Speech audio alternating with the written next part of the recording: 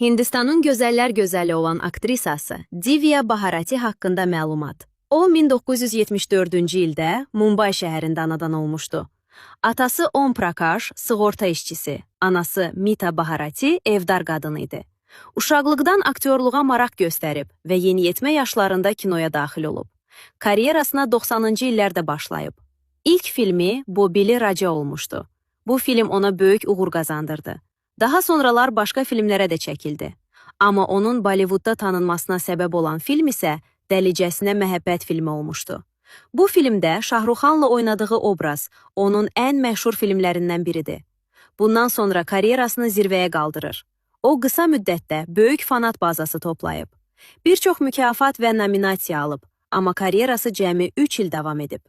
Divya Bharati 1992-ci ildə prodüser Sajid ilə gizli şəkildə evlənir. Evlilikdən sonra da Divya aktyorluq karyerasını davam etdirib. Amma çox təəssüflər olsun ki, xoşbəxtliyi çox çəkmir. Bir gün bina evindən aşağı düşəndə baş gicəllənməsi olur və Bharati yıxılır və elə hadisə yerindəcə ölür. Onun ölümü bir neçə vaxt müəmmalı idi. Bəziləri onu Sacidin öldürdüyünü deyirdi. Amma bu məlumat tamamilə yanlış idi. Sacid özü bu iddiaya cavab verib və bildirib ki, onun baş gicəllənməsi çəkiliş yorğunluğundan olmuşdur. Məşhur aktrisa 1993-cü ildə həyatla vidalaşır.